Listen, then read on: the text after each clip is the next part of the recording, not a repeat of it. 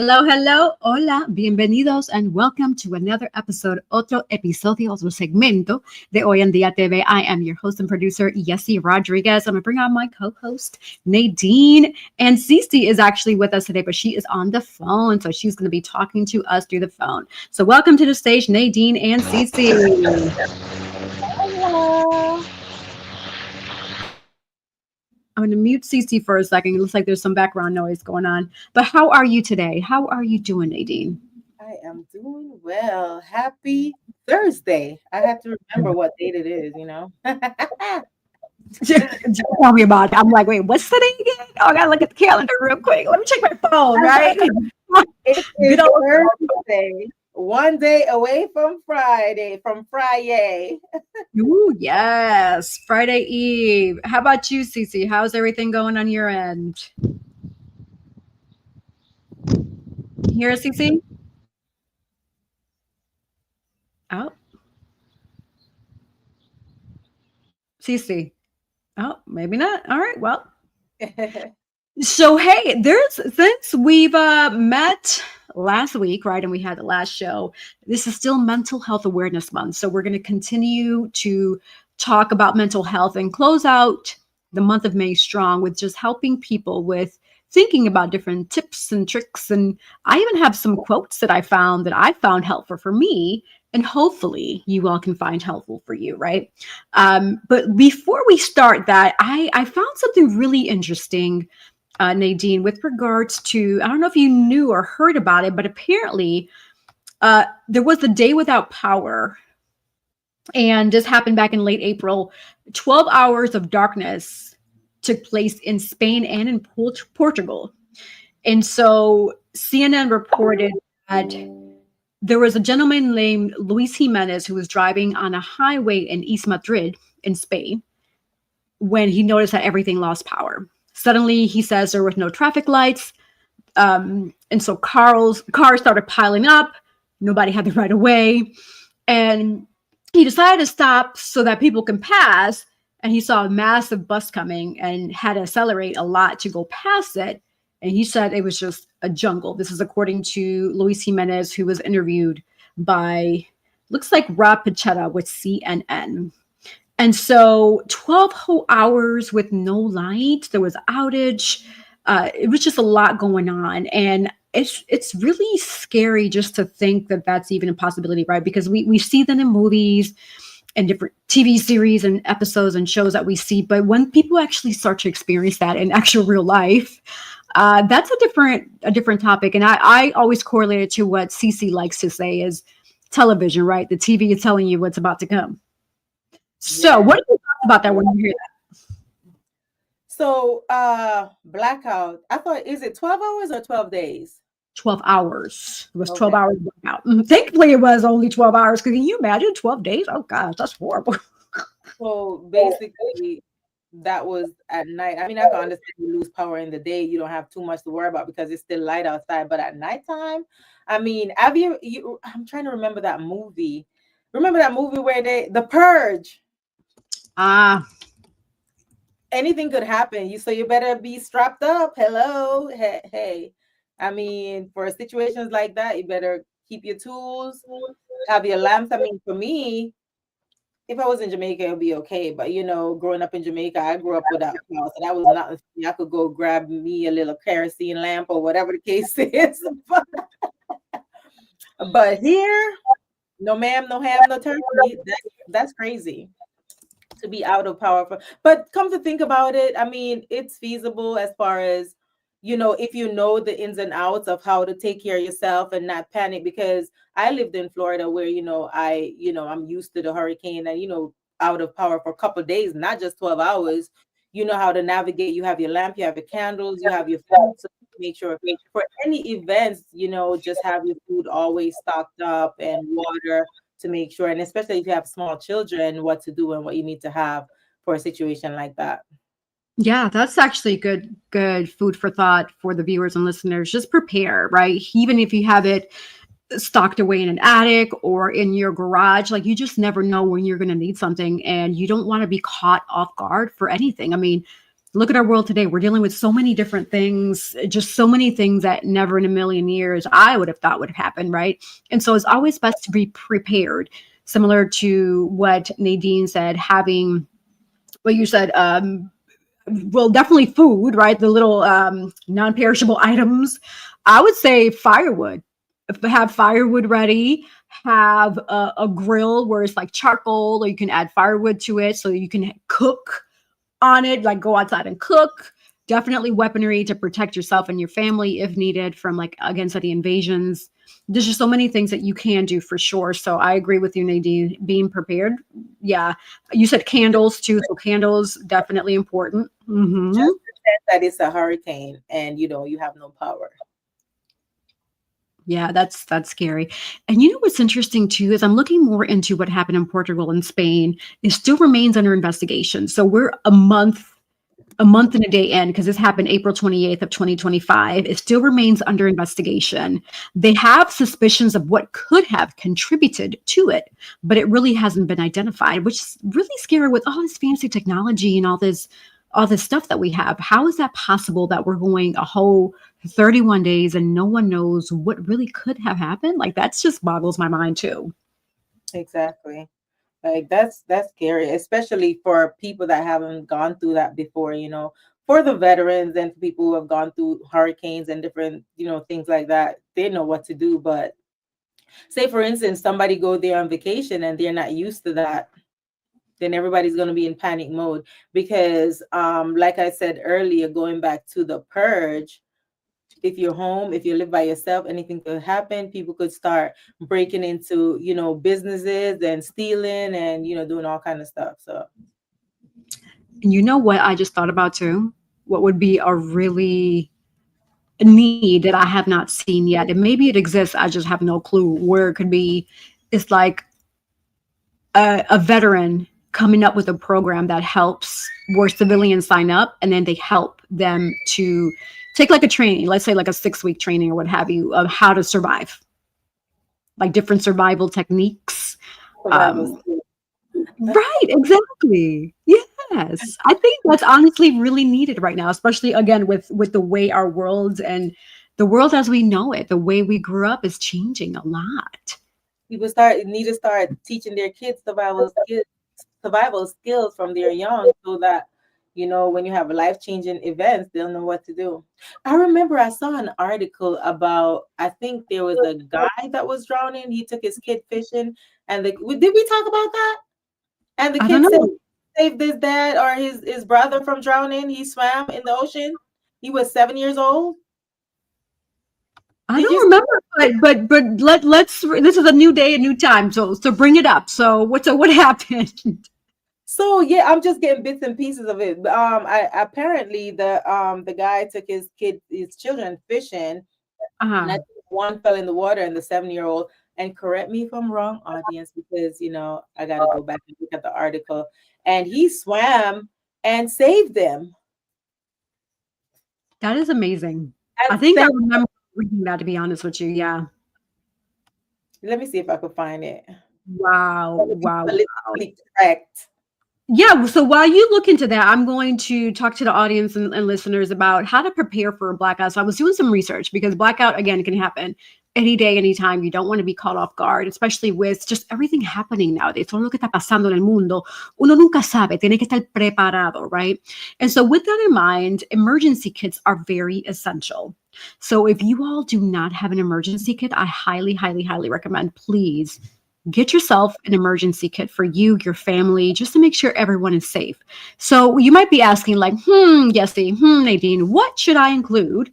¿Qué es lo que incluyo en an emergency kit? So I will tell you right now. So based on my research, have a well-stocked kit that includes flashlights and a lot of batteries. So having many batteries is not bad. So if you're one of those like me, I like to stack up batteries. Having batteries is a good thing, because you just never, ever, ever know when you're going to need it. And again, you do not want to be caught off guard. Also, battery-powered or hand crank radio. Power banks for phones. Now, I know Amazon has a lot of good priced power banks. And if you all go to my Amazon influencer page, which I'll share that also later on, I have that already. So all you have to do is click on it and go on my page, click on it and just order some, because again, you just never know where you're going to need that. Candles and match or lighters. First aid kit. Non-perishable food items such as canned goods, protein bars, etc. Bottled water. Definitely stack up on that water, especially gallons of water, because again, with so much that we're dealing with, even if you consider rainwater, like rainwater comes from the atmosphere, which is already polluted, right? So that means you have to like clean it out and all that. So having that extra gallons of water around for at least, I would say, for a while, like a gallon, depending on how much water your family consumes, consider maybe like a 30-day supply, which would be what, like about 60 gallons in a month. You need about probably like 20 cases of water. Yeah. My video is not showing on my page. I need to. It's in black. But yeah, sorry. But yes, I found the article. Okay, so let me finish with this and then we can jump back to that over there. So backup power options. So portable power stations or solar chargers are definitely a good consideration, something to consider. Backup generators. So many of them can be affordable as an investment that you're going to do for you and your family. So that's just you deciding when. Uninterruptible power supply for internet or modems. You prep your home, so know how to manually open your garage door. Keep your gas tank full, or at least half full. Have cash on hand, because everything nowadays is going digital. So what happens if there is a blackout? And then what? You don't want to be caught off guard. Again, do not be caught off guard, because what happens is ATM and card readers may not function. And then what you're going to do? Freeze bottles to help keep food cold during an outage as well. Also, it's easy to like get frantic or, overstimulated. So do your best to stay calm and do your best to stay safe, especially you and your family. So use flashlights, candles, avoid opening the fridge or the freezer if you need to. Like if you can help it, avoid that, because that's going to help keep your food fresh for longer, because you don't know how long the blackout may take place, may be, etc. Unplug any electronics to prevent power surges when electricity returns, and stay informed. So use those battery operated and hand crank radios to get any news updates. Follow your local emergency management information that should be either on your social media or wherever you can hear it. Again, because depending on how everything is, find your best to know how to get these emergency information to you. Stay cool and warm. So in hot weather, stay hydrated, wear light clothes, and avoid exertion. In cold weather, wear layers, close off unused rooms, and bundle up. So yes, that's what I have here. Nadine, before we pivot over back to the young boy who saved his family, any other thoughts or anything else that you may want to share with regards to prepping for a blackout?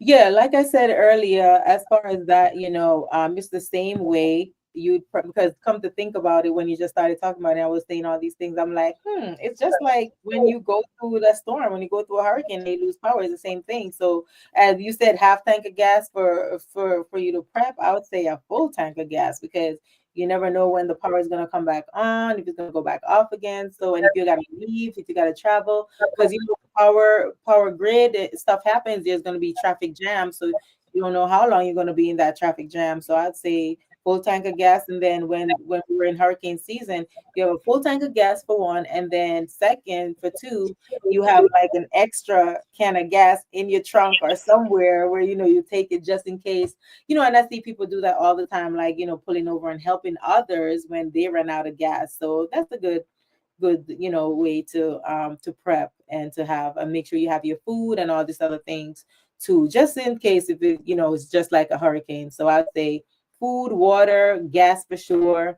And just have the mindset like, hey, I don't know when it's coming back on. Make sure you have enough food for you and your family, and protection, because you don't never know what's going to happen. People there like, breaking into houses and doing all kind of crazy things. Your business, I mean, if you have your business and you're not there, you probably just have to lean on the insurance. And, because if you can't protect it, if you're not there to protect it, there's nothing you can do. Yeah. No, that's a good point. That's a really good point that you bring up. And then also, I found some extra things for like core survival skills that everyone should know is one, how to make fire. And so, why this matters is one, it helps you stay warm, right? You're able to cook your food, purify water, signal for help. And also, from what I'm reading here from my research, learn to use the matches, lighters, magnesium fire starters. Like with matches, you can get a really cheap pack at the dollar store, like 200, like a dollar, you know? So you can never have too many matches. Yeah. Um, Practice building fires with dry kindling in various setups like teepees or log cabin style, where you get the little firewoods together, little bits and pieces of the wood, and just do your best to work on that fire. So finding Yeah. water and purifying it. So you can only survive 3 days without water. That's for the average person. Everybody's body is different, right? So keep that in mind. And so Mhm. sources to consider streams, rainwater, dew on plants or solar stills. Purification, if worst case scenario, right, if you need to do this because you need water, something to consider is boil the water for 1 minute, use water purification tablets, which they're out there. So get yourself water purification tablets or a portable filter after you are boiling this water to refilter it as much as possible because you want to get rid of anything that's in that water that's microscopic that we cannot see. And if you don't have, don't quote me on this, but you could Google it. If you don't have any of that stuff, yes, he's saying just drop a tip of bleach in it. Don't do like Trump did, President Trump did at COVID. You don't drink no bleach, but you drop, you drop like just like a teeny tiny bit of bleach in the water to purify, especially if you're showering and stuff like that, and you have kids, you don't want any bacteria, but a little bit of bleach in the water. Wow, that's interesting to know. Yeah, nothing got the research more on that to see how that can be possible without causing too much toxic in the bodies. But that's a helpful tip. So thanks for sharing that for sure. I was Um, laughing when you said about the batteries because I literally was watching a show on Netflix. I think it was like 2 weeks ago. It's a game show, and they were supposed to swim out to, and get the different pack. The furthest that they swim, they'll get like, the easiest pack to start the fire. But if they grab the first one, then you're gonna have to do it harder, and they could not light that fire to save the. oh my, they were having issues. It was so funny. Oh gosh, that is crazy. But there's so much more that people can learn from just core survival skills. So what I would recommend is whenever you have a moment, do your research, use your favorite, internet streaming browser and just look it up and build your own survival skill guide for you and your family. Because again, you want to be protected. You don't want to be caught off guard. So Yeah. Hi, Siobhan. I see her in the audience. I was like, are we streaming? Because on my platform, on my page, it's like black. It says sorry, we're having trouble playing the video. So I didn't know if it was the same on your end. So I'm like, it says we're live on my page, but it's like the video is blank. So I just want to make sure I we're wonder good. if Facebook is having issues, Nadine, because mine says the same thing. To be honest with you, I'm showing that very screen, so it could be that Facebook. See again, blackout on Facebook for us. For us, We talk about blackout, and there it is, blackout on Facebook. we got a black screen on Facebook. They're like, they're talking to us on Facebook, I know you listen to us and you pick up everything that we're saying, but we don't mean that type of blackout. So put back up our video, okay? And Siobhan, Right. give us a thumbs up if you could. Well, I mean, apparently she could see the video because she commented on there. But I mean, it's probably some technical issues. But yeah, I mean, those are some good tips. Yes, see, I mean, yeah. Also, I was going to say, so let's pivot over to what you were mentioning with regard to that young boy. I know you said you found it, so I'm just curious to know more about what happened there. Yeah, so it says a 7-year-old boy, Chase Pouse, displayed remarkable bravery by swimming for an hour to shore to get help for his father and sister after a boating mishap on the oops, sorry about that. It went off. My screen went off. Okay, here it is. In another instance, a 7-year-old Chase Paul swam for an hour to reach shore and alert authorities after his father and sister got into trouble in the river. And because the 3-year-old was sinking, so yeah. And they said there's 2 different occasions. So if you Google it, it will pop up. I'm like 7. I was in the Navy, and I don't think I could swim no hour to no shore. Like, somebody better call SOS for me. I'm sorry. Yeah, at age 7, I knew, like, I was familiar in how to swim, but not enough to where I can save 2 lives. That's wow. That's very impressive. And I So know that Cece's not here now, but I know her son is 7. And when I went to North Carolina, I know I've been to his swimming class. So he's a really good swimmer too. So I'm like, kudos to you, is kudos, because I couldn't do it. so it sounds like that's definitely an important skill set to have, to sign either yourself up or your kids, somebody that you know, for swim lessons, because you just never know when it's going to be needed. Right. Okay, well, that's good. I'm glad he was able to help his family. That's a beautiful, beautiful thing for That's sure. amazing. Absolutely. Yes. Yes, yes, yes. And so, Nadine, I know that last week we touched on the topic of mental health, and we shared a lot of helpful insight and information, food for thought. And so, because we're quickly approaching the end of May, which is already knocking at the door, because today is the 29th, and 2 days we'll be in anime, and then we'll be fast approaching June, right? And so with that in mind, we wanted to close out the month of May with a bang with some more helpful resources, food for thought, pertaining to mental health. And so more of the research that I've done, I found some tips and tricks for people to consider, to use, and to really implement, and then definitely mold it how you see fit to help you with your mental health day to day, just life in general, because there's so many things that can trigger us to have any mental health unbalance, right? And so, with that in mind, starting your day with mindfulness. So, we're in a world where we're constantly dealing with a lot of noise, a lot of distraction, a lot of this, a lot of that. And so, really taking an opportunity, taking a few moments for yourself each morning could definitely help make that difference, whether it be if you have to step outside your door and take a breath. Practicing mindfulness means, even for just 5 minutes, breathing in and out, inhaling the outdoors, or if you have to go to a quiet room, your closet, wherever you feel that is, that's up to you. Take that opportunity, 5 minutes for you and your mental health.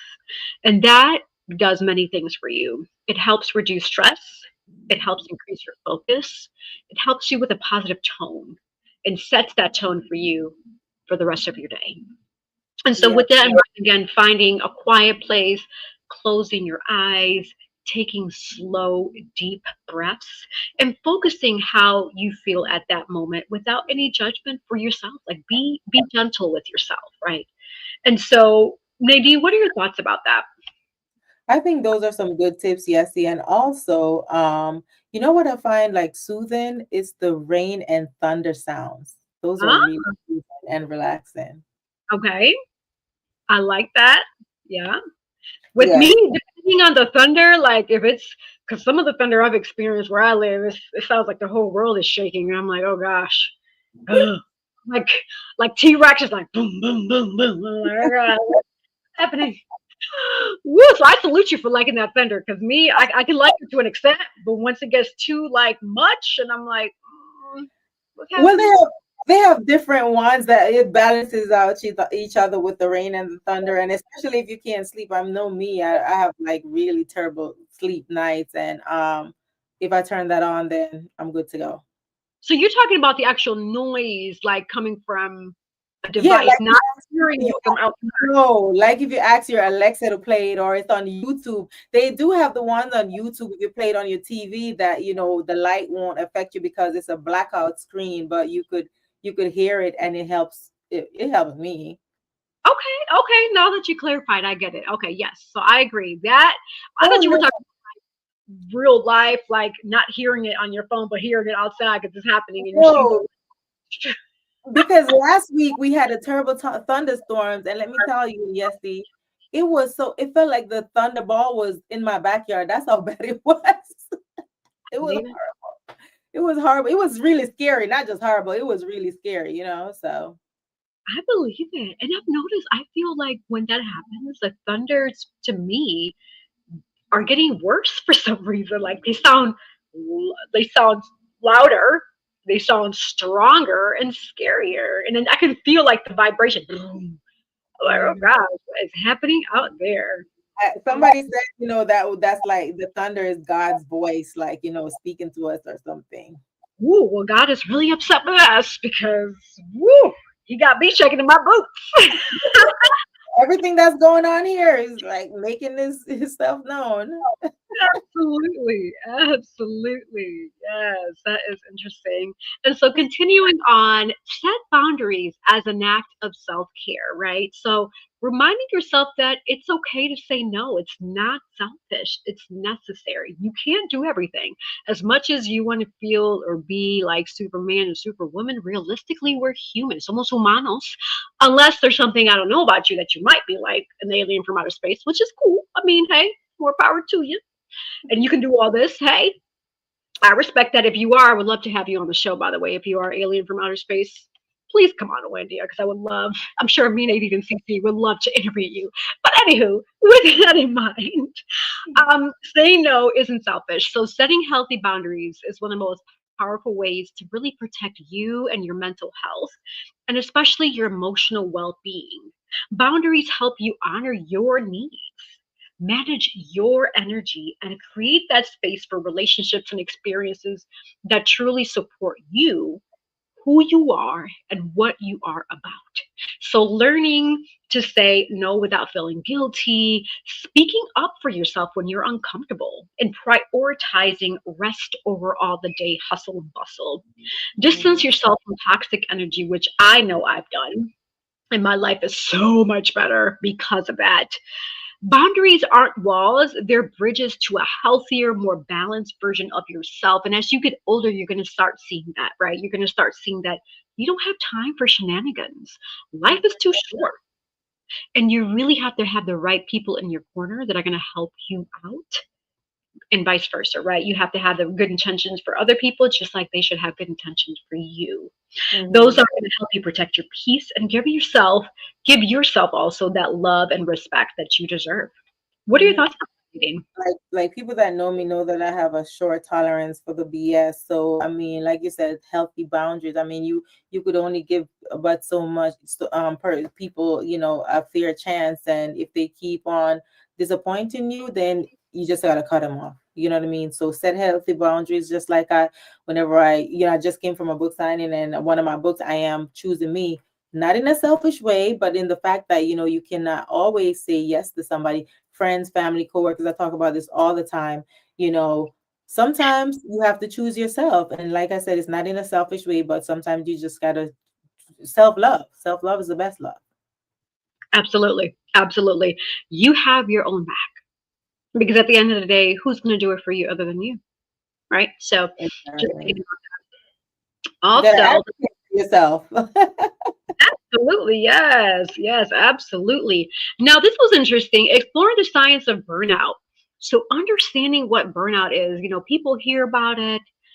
They say that they've experienced, which they may have, because everybody's version of burnout may be different. But Mhm. burnout isn't just about feeling tired.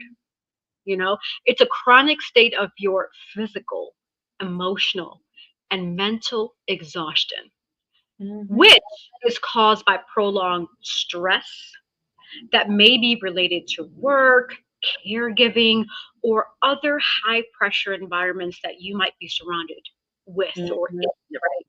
And so, according to the World Health Organization, burnout is categorized by emotional exhaustion, increased mental distance from work or tasks, reduced performance and productivity. And so, Mhm. what happens in your brain?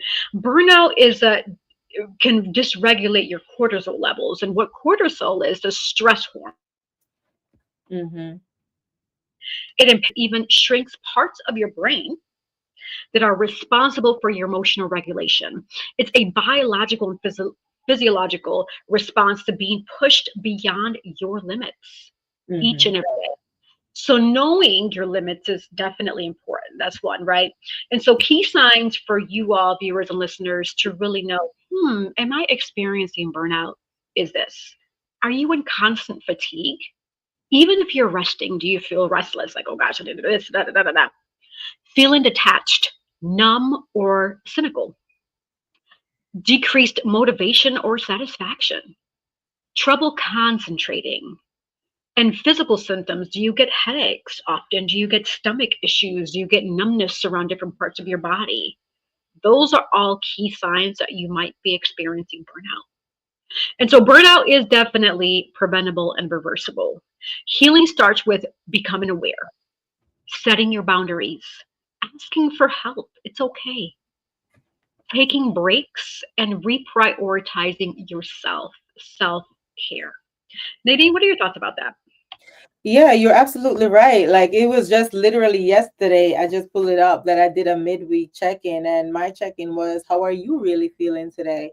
Emotionally, mentally, spiritually. And you don't have to explain, just drop a color to describe your mood. Let's check in with each other.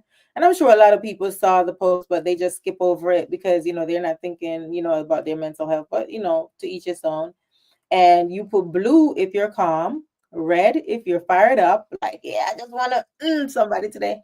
Yellow if you're happy, green you're growing, black you're feeling heavy, and white you're at peace. So I think, when I posted, I think it was, just a good interaction. But on Facebook, not everybody interacts with everything you post. So but I still have to put it there because you never know.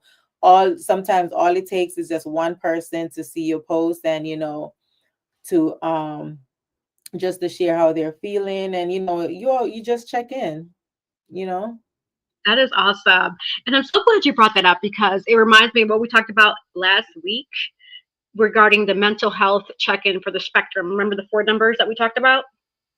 So, as a reminder for those who are tuning in and you didn't have a chance to check last week's episode, we talked about the mental health spectrum. So, similar to what Nadine just shared about the colors, so a different color represents how you're feeling, the mental health spectrum is from 1 to 4. So, 1 is you're healthy, you're thriving, you're emotionally balanced, you're getting good sleep, you're stable, you're coping well with your day to day stress, good energy, you have strong relationships, and you feel that sense of purpose. That's 1. 2, you're reacting. You have mild distress, right? Occasional sadness, anxiety, irritability. You have trouble sleeping, you have lower motivation, still functioning, but you're not as your efficient self as you feel like you should be. That's hmm 3 is you're struggling. So this is the moderate distress. This is where you're under a persistent worry, sadness, feeling that fatigue. You're disrupted in your sleep or eating patterns where you're noticing that this is not me. Withdrawal from your day to day activities or even people and starting to affect your daily life and responsibilities. That's number 3. Number 4 is you're in crisis mode. This is severe distress or illness. This is where you're experiencing intense anxiety, depression, emotional pain, inability to function day to day. You're having your thoughts about harming yourself, committing suicide. And honestly, at that point, that's 4, it's time to call for help.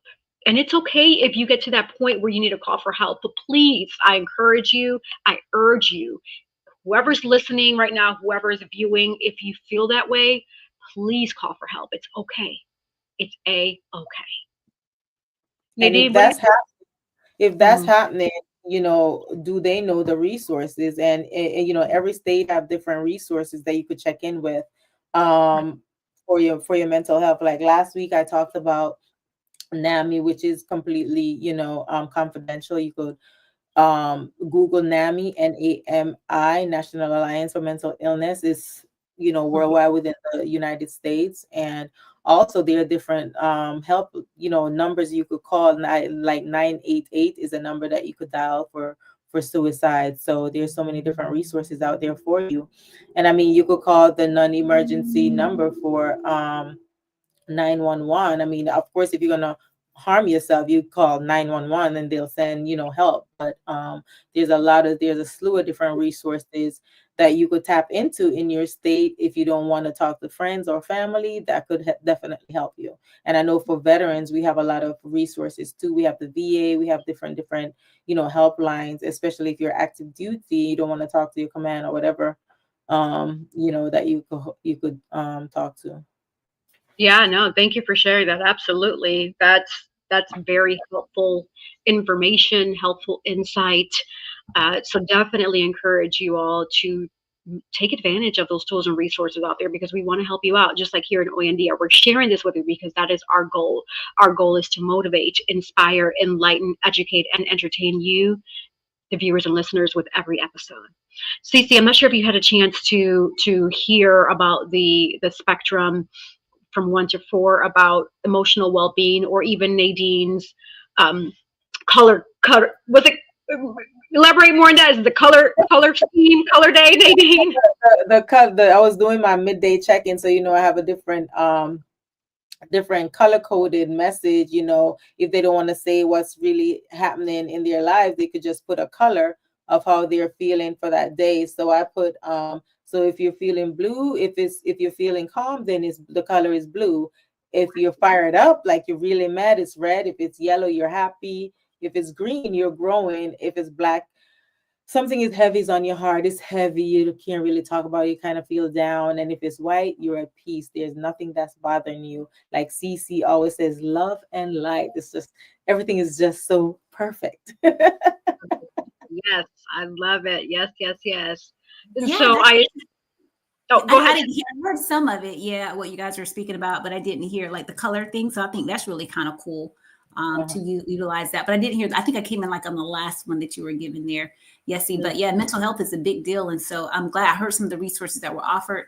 So I'm really happy that hopefully you guys will be utilizing those resources. And there's no shame, right, in taking care of your mental health. Just like you go in for that yearly checkup, go in and get your brain, right, get your emotions, get all of that stuff kind of checked out. Because look, if your brain is not operating at a full capacity, right, everything else is not going to work, right? Because this is what centers us. This is what governs how the rest of the body is going to work. And so systems have to be working in proper function to be able to do that. We have to really get past the stigmas with mental health, even though we know it's still out there, and definitely in some organizations more so than others. But still, at the end of the day, we are all human beings. We have a mental, right? So we have to get our mental health checked. So that's very, very important. Yeah, great information. Yeah, no shame, no stigma, no suicide. Absolutely. Yeah, no. I agree. Nadine, I'm just curious. So if a person is feeling down or they have something heavy on their mind, you said that's black, but then if they have, like, if they're feeling more than one emotion, do they like stack on the colors? How does that work? Or can you only feel one emotion? So you could put like, like, hey, today I was red with somebody, but now I feel like, I'm growing, I'm green, I got past that, or then, if it's nothing's fully is bothering you, then you could just put white. So I mean, it was just a little bit of research that I did, and I found that I think it was pretty cool to put those colors without outing people's business on social media. They could put how they're feeling. And I mean, I know a lot of people don't want to put out there how they're feeling, then people start questioning it, but I think it's just, and then that triggers questions. Hey, so, you inbox them or you call them. So why are you feeling like this today? You know what I mean? And if you're at peace, like, I'm happy, I'm glad that everything is okay with you. But other than that, then, you're yellow, you're happy, that's amazing. But the other colors, blue, you're calm, so there's nothing wrong. But the important ones, red, you fired up, something is going on. And green, well, you growing, so that's good. And it's basically two important ones are the red and the black. Yeah, thank you for sharing that. And I don't know if you all remember those who, if you all didn't tune in last week, Nadine and I came up with a challenge for you about the 30-day challenge. So June is coming up quickly, or even if you want to start today, you can, where you are gauging, like, especially if using the number 1 to 4 scheme, where, like I mentioned a few moments ago, with 1 being you're healthy, you're thriving, 2, you're reacting with mild distress, 3, you're struggling, moderate distress, or even 4, where you're feeling like you're in crisis mode. Each and every day that passes, log in a number. So June 1st, log in how you're feeling. Am I feeling a 1, a 2, a 3, or a 4? And as the whole month passes, once you get to the end, or even if you want to do like a mid-month check-in, that'll be helpful too. A mid-month check-in, do an average of your numbers to see where you're really trending. So far in month of June, my average numbers are averaging a 2, for example, right? Or I'm averaging a 1. And so that way, that can really help gauge your mental health and how you're trending. And then once you see those numbers start crawling up, if they do, hopefully not, but at least it'll help you gauge like, okay, it's time for me to get help. I need mental assistance. Again, it's not bad. It's not a bad thing if you need help. It's okay. We all need help in some form, shape, fashion, what have you. But just really gauging how you are trending with your mental health numbers here. So, and even if you want to use Nadine's color scheme, that's another great option too. I like you saying that, because that's so good and so easy.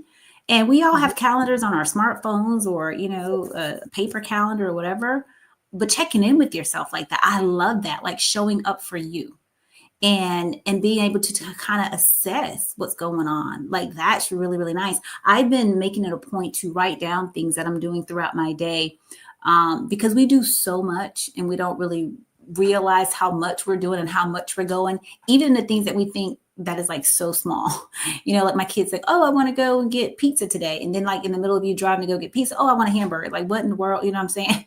And being the good parent that I am, okay, to be right? I'm going to turn around right mid traffic light and go grab that burger.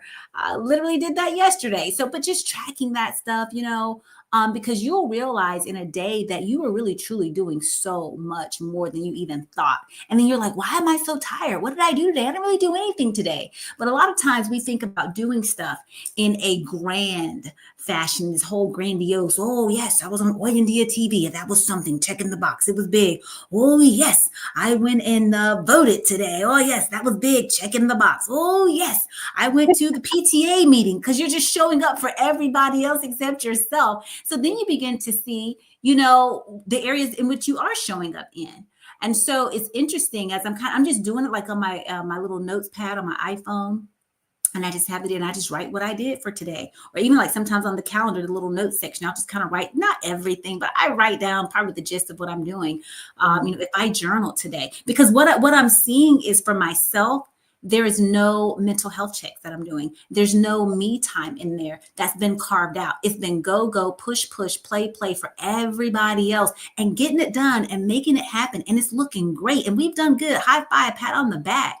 But then I've lost myself, and it's a pattern day after day, time after time, day after day. And then again, like I said, you're wondering like, why am I so exhausted? Right? My brain is everywhere. Like when you truly really try to like come down off of doing everything, like we're super moms and super aunts and super friends and sisters and all that stuff, right? You realize very, very quickly, like, wow, my time, was it really well spent on the things that matter most? Sometimes in my day, I'll see that I've done so much stuff professionally that there was no family time that was carved out. And then you end up feeling bad about that. So then I might check off a different box, and on that mental health wellness, meter. And like, OMG, like, well, what just happened with that? So it is important. So I love that. It was called what was it called? The scale, because I didn't get all of it, but I want to write that down for myself, because this is huge. This is like a game changer. And it's something so easy that everybody can do, even children, right? Mm-hmm. Begin to teach them young, so that they can really see, how they're checking in and showing up for themselves. And I'm quick to kind of like point that finger at my husband, like, you did so much for everybody today. You do anything for the family. What'd you do? But here I am, same thing. Right? So something's going to go lacking in some category. But yeah, give me the name of that scale again there, Yessie. I want to definitely put that down. You're on mute, Yessie. Thank you, Nadine. I'm here talking away. Thank you for sharing that, CC. And I agree with you. Us as parents, we do so much, and just in general, just for everybody, we just do so much that we really forget about ourselves. And to answer your question, it's called the mental health spectrum. And so pretty much what it is you are pretty much within the spectrum of 1 to 4, 1, 2, 3, 4. That's what it's called, the mental health spectrum, right? You're really assessing how you're feeling overall emotionally, psychologically, and socially, and how your body is dealing with stress, trauma. Do you feel like there's enough support system? And so each day that passes by, this was a challenge that me and Nadine created last week for the people, for the viewers, to start gauging how they feel. And so each day that passes, on day 1, are you feeling a 1, a 2, a 3, or a 4? And then 1 being you're great, 2 being you're reacting mildly, 3 being you're struggling, moderate distress, and then 4 you're in crisis mode where you're like, I can't, I'm gonna go jump off a bridge. Please don't jump off a bridge, people. Just this is just for this purpose here, okay? Don't do it. Okay, and so pretty much gauging how you're feeling. And then from there, you are averaging. So then thinking about the concept of numerical numbers, averaging your numbers midpoint check-in. So let's say we're starting June on Sunday. So how are you feeling on the 15th, which is 2 weeks from the 1st? And then from there, how are you feeling on the 30th? And so this also really helps too, because you are setting the stage for making that decision on, do I need help, and do I want help? You're giving these numbers to your therapist to say, hey, I've gauged myself. These are my numbers. What can we do next? What are the next steps? So you're doing your homework on yourself, right? And helping your therapist help you feel better. So, yeah. Yeah. And I think that for some people, not all, and of course, me and you guys, both you guys could correct me if I'm wrong because I'm not a parent, but I think that now that school is out, a lot of people, their scale or their level or their color might change or might go down because the stressors of the kids not being in school probably, is going to be less. But then again, some parents don't want their kids at home driving them crazy. So that's another thing, Yeah, I think the stress levels, because I have a school age kid, I think the stress levels go up because you're trying to figure out what you're going to do with your kid for the summer. And that comes with the whole, another whole cost analysis, right? Because you got to pay for camps, and these camps are not cheap. And then, you're still working, work. You don't get a summer vacation for work, right? That's regularly scheduled, right? You know what I'm saying? We kind of know the school is rolling around. It's going to be out, but then my work, it's not happening. And so now you got to navigate, okay, childcare, even more so, these camps, right? What are you going to do, especially if you work from home and you got if you're on virtual, we're doing things like this, and then you got to keep them quiet or put them somewhere. It's like a whole nother, I think it's added stress, at least when they're in school, they're in school, you're hoping that they're safe, right? We hope that they're safe. But then you have that span of time where you just kind of have that moment of quiet where you're not having to navigate your work and then also now your personal. So I think for me, at least, the stress levels go up a little bit because just trying to find stuff to do with my kids, and then still even trying to still meet the sports and things, that they're signed up with, the extracurricular activities, because that doesn't end in the summer. That continues, right? Depending on the sport that your child plays or whatever kind of extracurricular activity that they are in. And sometimes they'll adjust their schedules to try to accommodate at an earlier time, but is it really that accommodating when you're working at that earlier time? So it could be different from different families, right? Some people might say, yeah, this is great. When my kids out of school, I take a vacation too. And so it's just win-win. Let's move, make it happen. So I just think it really kind of depends on the family dynamics with it. But for mine, I think maybe, I'm not going to say I stress on a scale of the 4, you were talking about that mental health spectrum, but I would probably give myself like a half of a point maybe to where the stress levels go up. So it's still not bad. I'm still managing that kind of thing, but definitely I know for our family and our dynamics, it does go up quite a bit. Yeah, and for you, CC, I could imagine, because I know you have a lot of things going on. You're getting your PhD, you working all these jobs, you have a a school age kid. How do you manage your stress with that? Superwoman for sure. Good question. I pray.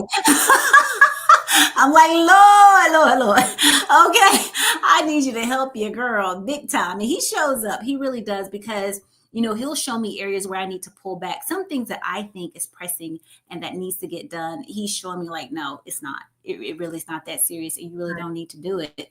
And so my stress levels with that, they're beginning to decrease a bit as I'm listening and obeying, praise God. So that can actually decrease for me. And so that's a big factor. But my prayer life is a major component, just having that time to sit, carve out, just quiet, seriously quiet, just where I can focus. And a lot of times that's when my kid is asleep. That's when my husband is asleep. And I go to a different space because he snores really loud. So, and getting that time in, So, and then I'm going to be utilizing this challenge that you ladies gave the audience and everything, because I wasn't here last week. Sorry, everyone. But I'm definitely going to be utilizing that too, and carving out those numbers and putting it on my calendar, and really being self-aware and intentional about being self-aware. So yeah, what do you all do to kind of decompress and de-stress and kind of balance it all? Since you already know that I mean, I talk about stress. I try to manage my stress, but I need to, I was talking, who I was talking to, and they said, oh, I try to get a massage it was Rose. And she was like, I get a massage like every 2 weeks. I'm like, girl, that's amazing. I should be getting a massage every 2 weeks too. So, a lot of people do different things to manage their stress level. Like for me, I'm always like, like I'm in this new era of creating stuff now. So I like doing all these things. I started creating different things, making different things, and just try to keep my mind occupied because your mind go a million miles per hour, but mine is always in overdrive. I'm always thinking about new ideas, new things to do. And that's just how I operate. Like at CC, sometimes I go to bed at 3, 4 in the morning, like, girl, I need to get a job or something. That's awesome. For me, I do a little bit of this. So I go for a walk to just clear my mind, have a different scenery while listening to music. I have a passion for different music, especially like the old school music or the holiday themed music.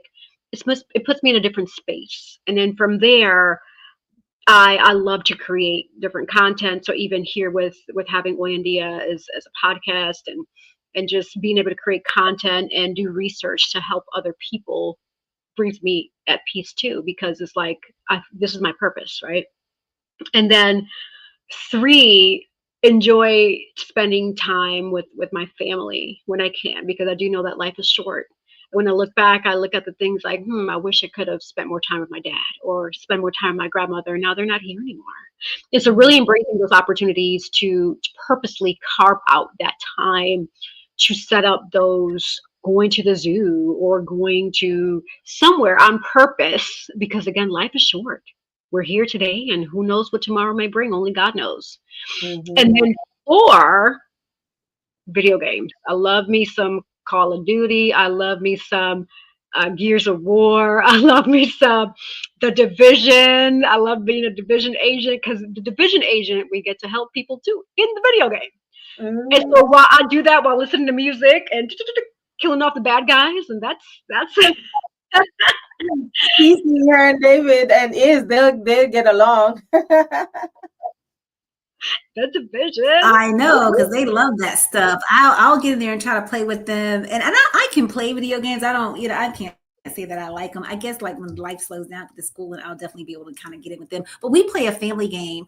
We try to play like in teams, and we're very competitive. And I don't take it easy on these kiddos. I'm telling you, I don't. And but we play a game called Overcooked. And it's like you're cooking, you're like, in this kitchen and you got to get the food and, it's on the conveyor. You got to do it. So you got to work as a team. But man, my little be throwing stuff on the floor. I'm like, what's happening? Like the customers waiting, they get all mad and Steve, you don't get the order out on time or you mess the order up and all that kind of stuff. So it's kind of fun. And then of course we play like the Wii Sports or whatever. And I like that because it's very interactive. And so we love the badminton on there. And so we're swinging, and my 8-year-old, he's always trash talking his 12-year-old brother and his dad. And it's fun though. And that's definitely a way that I'm definitely going to be implementing more time. They're going to love it for me because they'll play all the time. They love it. But just having me there to do that with them. But yeah, those video games, I just don't want to get addicted, right? Like my family's addicted to those darn games. And so I'm like, it's easy because, it's just fun. You can really enjoy it. You know what helped with my stress level? Like, I think that's what be keeping me up late at night too. There's a game, right? It's called Bus Out, right? So it's basically like buses with different colors go pick up people, and you should try it. It's so much fun and it's so addicting. It's called Bus Out. You should check it out. I'm gonna have to check that out for sure. Yes, that sounds awesome. Yes, you'll be addicted to that game. They have different colors: purple, pink, blue, yellow, orange, red, and you just have to send them to the bus stop. And people, just and if you get stuck with it, you get different slots. So if it's not enough, then you have to watch like a video or something. Because I'm not paying for it, you have to watch a video, and it will come back. And it's really fun. I enjoy that. That sounds fun. Okay, this is great. Yes. And keeping along the lines and just continuing to talk about mental health, another tool that I found that we actually do here all the time with Oyandia, which is great, it relates to cognitive behavioral therapy, where you're taking a negative situation and finding a positive in it. That's pretty much what I harp on here at Oyandia is how do you turn a negative into a positive? And so the proper terminology for that is called cognitive behavioral therapy. Is one of the most effective evidence-based approaches to managing your anxiety, depression, and any mood disorders that you feel you may be dealing with.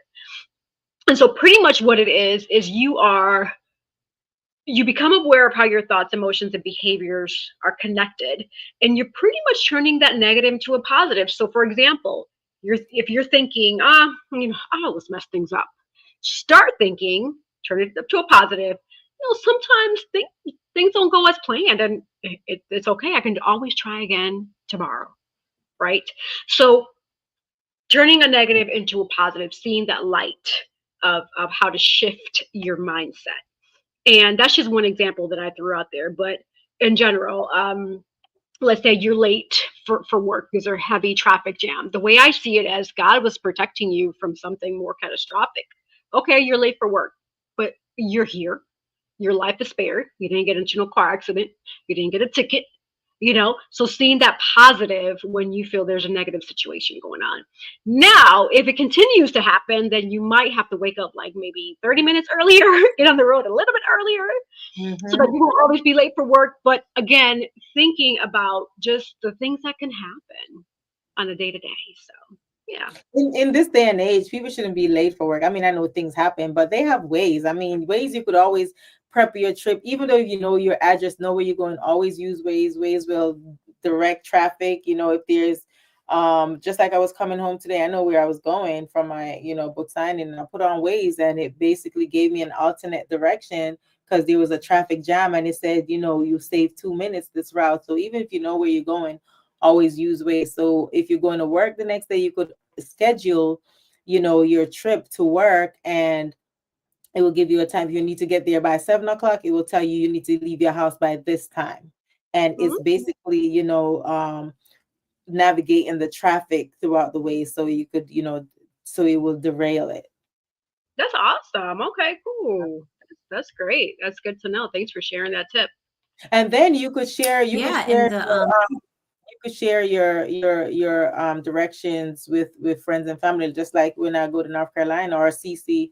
Sometimes if Cece's coming here, then she'll share her trip with me, and it will tell me exactly where she is. So that's another tool you could give to your kids too, that especially if they're new drivers, you could have them share their Waze with you if they're taking a long trip.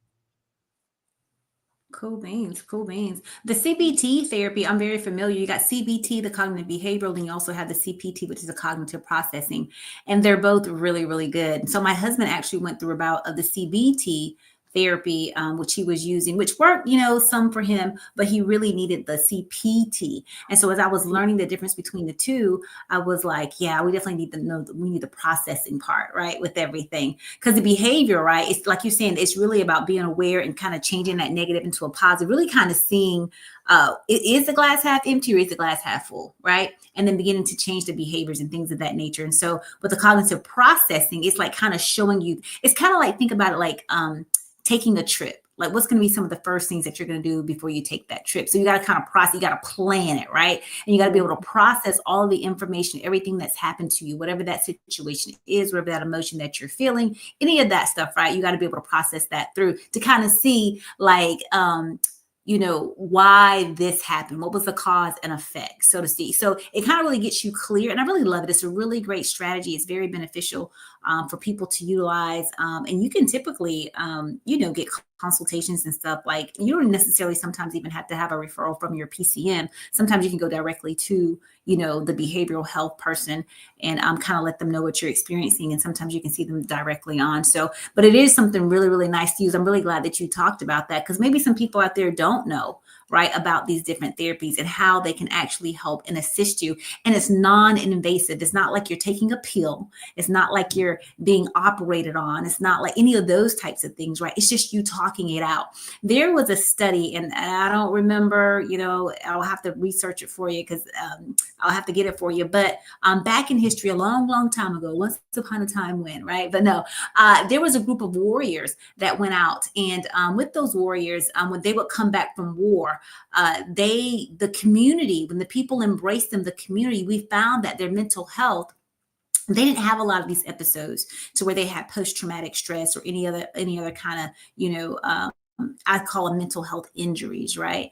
That kind of thing. They didn't have that because community was able to surround them, to listen to them, to allow them to vent, to allow them to talk about the situation, to allow them to talk about what they saw in war. So that was a part of the processing, right? That whole cognitive processing that was going on. And in that, you found that in their communities, these people did not have the mental health injuries that we have today. They didn't have the suicidal thoughts that we have today. They didn't have any of those negative components that kind of comes with it. And so community is important. I say all that to say this: community is important. Knowing your support system, who you can share, what you can share with, and just being able to kind of talk it out sometimes is going to be, paramount to a person's healing, to a person's mental wellness and those types of things, emotional wellness, all that kind of stuff, because it's going to be able to help them, to grow. And there will be no stigma attached. It's like, hey, I went to war, I saw some things, I need to talk about it. I need to get it out. And so you're able to release that stuff, right? We know that cortisol, it brings about a whole bunch of stress effects in your body. And so when you can release that stuff and get that stuff out, it doesn't build up in your body to where you're having nightmares or to where you can't sleep or to where you may have some kind of eating disorder. Like other things comes from that stuff. So I'm so glad that you all mentioned about the therapies and some of the different, tips that we can utilize to be able to help us. Yeah, absolutely. And Cece, I'm glad you brought that up because I believe the study you're talking about is called the Longitudinal Study of War-Affected Youth, conducted by Dr. Teresa Badencourt and her team at the Boston College. This was actually considered a groundbreaking research that followed 500 former child soldiers from Sierra Leone Civil War between 1991 through 2002, so for more than 15 years. And the study found that community and family acceptance significantly reduced the long-term mental health impact or effects because of that war trauma, right? And so the participants who were embraced by their communities despite of their involvement in the violence showed lower levels of depression, anxiety, and post-traumatic stress disorder, PTSD, compared to those who faced stigma and rejection. So yes, thank you for bringing that up. That is very, very helpful. Interesting. Very interesting. Yeah, I'm learning so much more. My brain really like this now. That's awesome. Yeah. Yeah. So talking, people look at psychology, this social science, and people for a long time used to say psychology was like quack medicine, doctory or whatever. That's not even a word, but quack medicine, right? And they really didn't take any. It really didn't begin to gain clout, for many, many years. There's a year in there. I don't remember it right now, but it took some time. Just like chiropractic medicine, it was thought of to be like quackery medicine as well. But as you can see, just talking, right? Talking it out can provide such great healing, right? For people. And people are so busy now, no one has the time. Or no, I would say people have time. People don't make time, right? We really got to kind of change our mind on that. Mm-hmm. And so we have to make the time for the things that are important. And family and friends, they're important, right? And just taking the time to listen. I don't have to have an answer for everything. I'm not going to have an answer for everything. But if someone can pick up that phone and they can just say X, Y, and Z, and you just listen. And you can just say, I'm so sorry that you're feeling that way. And the best thing that I do for people is let me just pray with you. Can we pray? Because I can take it to the one that does have the answers. And that does a great service. That does a great service. It's so interesting. I was chatting with one of my aunts the other day, and she was mentioning, about friendships and then, just being friendly with people. And like one of her friends really wasn't listening to her in the way that she needed to be listened to. And, she was kind of short with her and kind of snippy with her and stuff like that. But she was like, but I'm not going to let that change how I'm going to be a friend to her. Like, I'm still going to show up. I'm still going to listen and all of that stuff. And all she needed was to listen. But sometimes people give you advice and they expect you to take the advice. And when you don't take the advice, but yet you still continue to talk about the same problem, they get upset with you. And we can't. I know it's frustrating, because it's like, I've given you the answer. Just take it and do it. Leave me alone. Don't talk to me about it anymore. But what the person needs more than anything is just for you to listen. I might have to talk about it 1,500 times. But if I got you might just be like, okay, I'm just going to mute you, but just know that I'm here. I'm listening. But, like, I told you what to do. And so it's frustrating, but they just need to get it out. They just need to get it out. So I want to implore everyone here that's listening under the sound of our voices, take the time to listen to people. You will save a life. Okay. Yeah. You will save a life. You will help to decrease stress levels, by eons. Okay. So we have to just make the time. Make the time. The time is there. We have a 24-hour day. Make the time. It's there. So prioritize, balance. And I'm preaching to the choir. I'm preaching to myself. Okay. Make the time, balance right, set your priorities, and move forward. Exactly. And for the people that, they do have kids in school and stuff, but especially kids that are getting bullied in school, you never know. It just take one thing to push them over the edge. So parents, listen to your kids and ask them the right questions, because sometimes, they're going in their room, shutting the door, they put their music on, or they're trying to, come up with different thoughts. I'm not saying, any specific person, but I've seen events where, oh, that person unalived themselves, or that teenager in high school unalived themselves.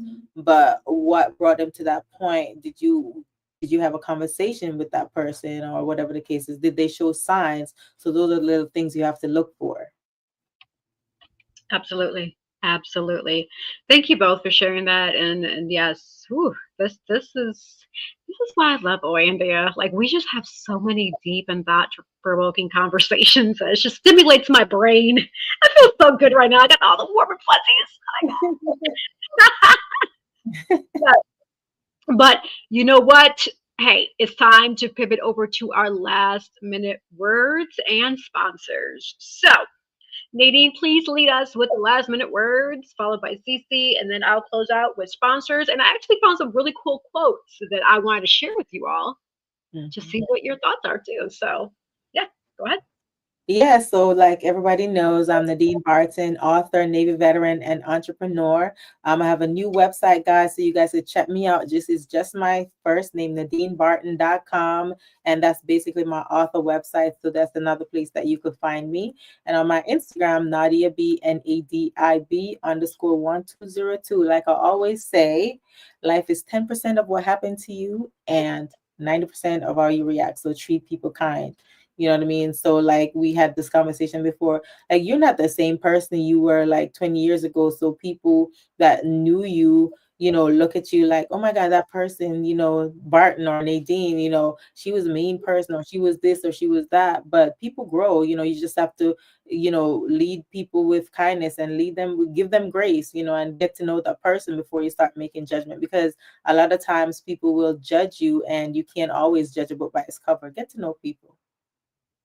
Yes, thank you. I agree and echo your words. Beautiful. Absolutely. Me too. So I'm Sandra the Action. Yes. Sandra the Actions with Girls with Gigs and Inspire for Purpose. You can check me out at inspireforpurpose.com or ehwm.org, which is our nonprofit. We're doing great things with our nonprofit. Our home base is in California, and then we also have an affiliation here in North Carolina. So definitely check us out. Also, if you need help in different areas, if you go to our website on ehwm.org, you will see where we can help you in different areas there as well. The only thing you really need to know about me is I love the Lord, right?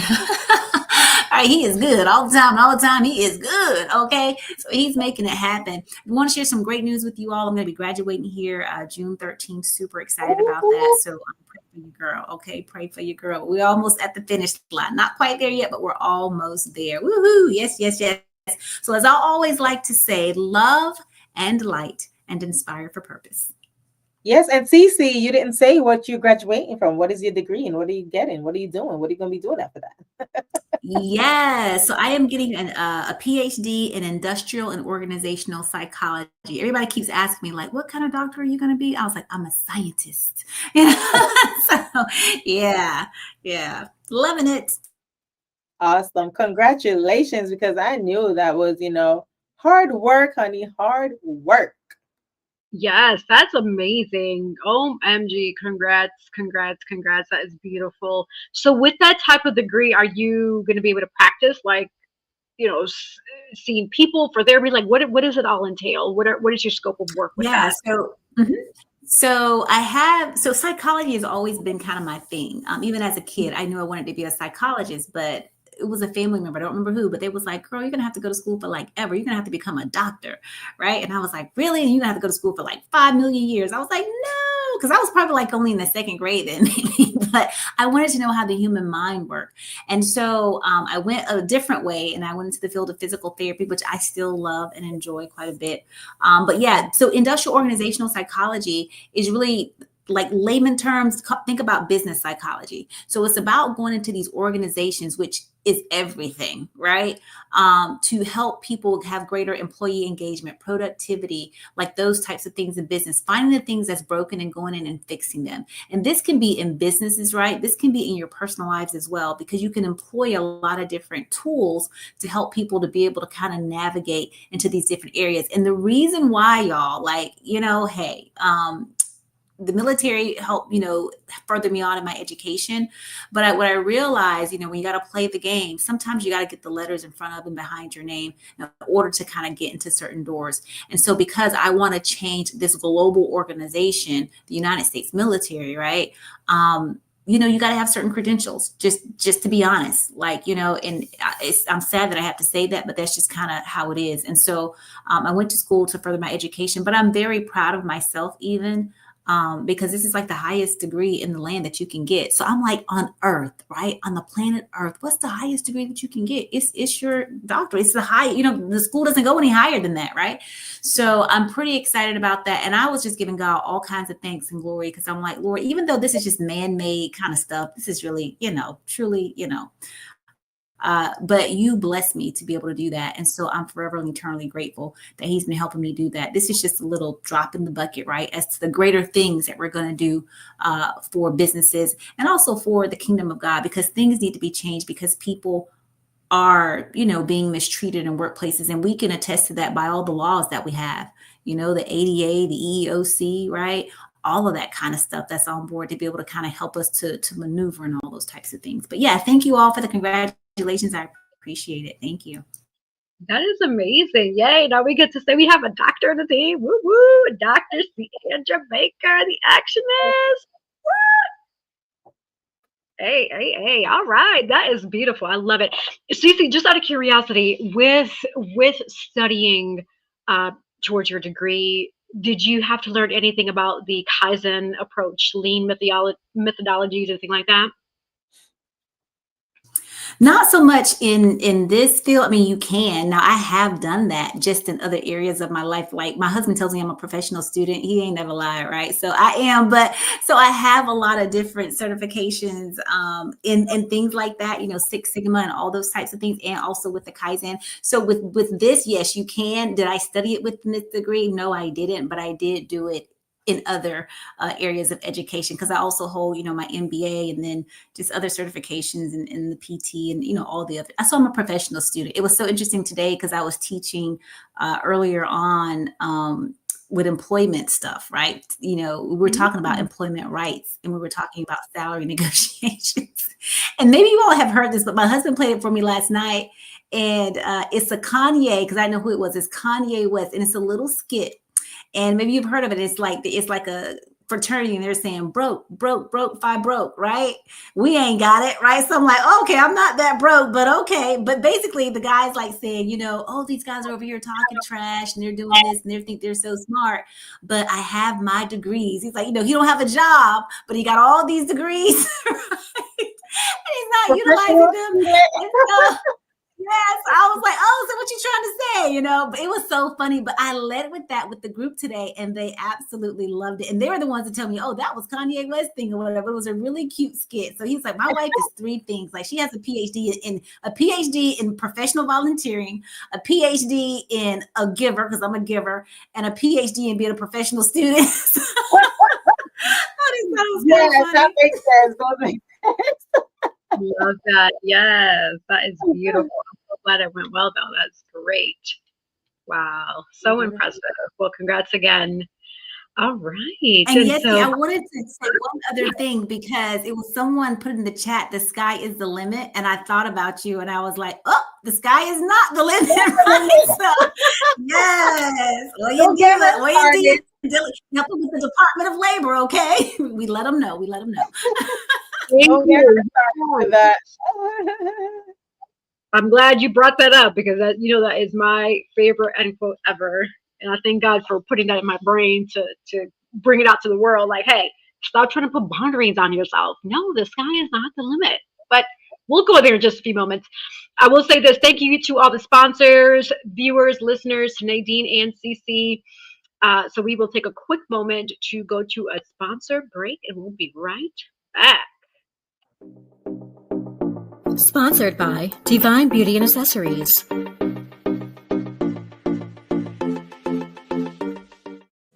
Watch Oyandia TV Thursday, 7:30 p.m. Dream, explore, discover with Nadine's Travel Oasis. Your next adventure is just a booking away. From breathtaking beaches to vibrant cityscapes, we handle the details so you can make the memories. Luxury, leisure, or last-minute getaways, we've got you covered. Book today and let Nadine's Travel Oasis take you places. Sponsored by Collective Wear. Available at www.yessierodriguez.com/shop and myrod-enterprise.com/shop.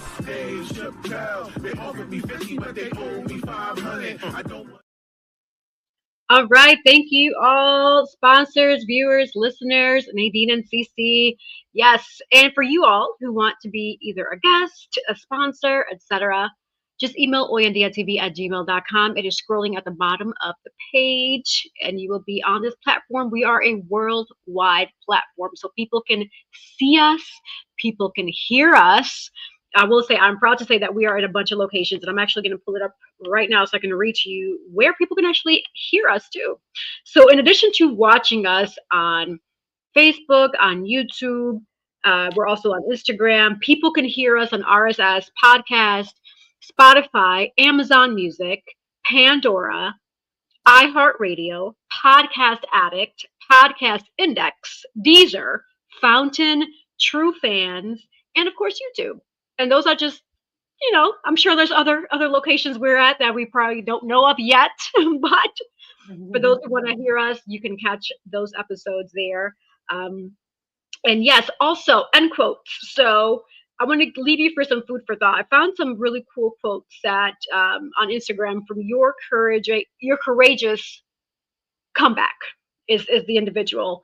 And she created some really, really cool food for thought quotes that I wanted to share with you all. So first, it talks about growth.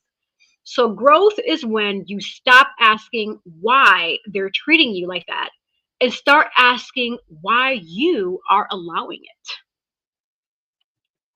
Growth is when you finally see yourself and all of your goodness through the clear eyes, not through the distorted lens of wounded individuals.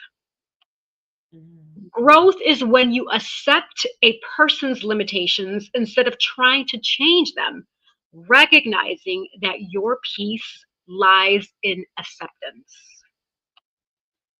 Growth is when you recognize the narratives others create about you are a reflection of their inner conflicts and have so little to do with your own character.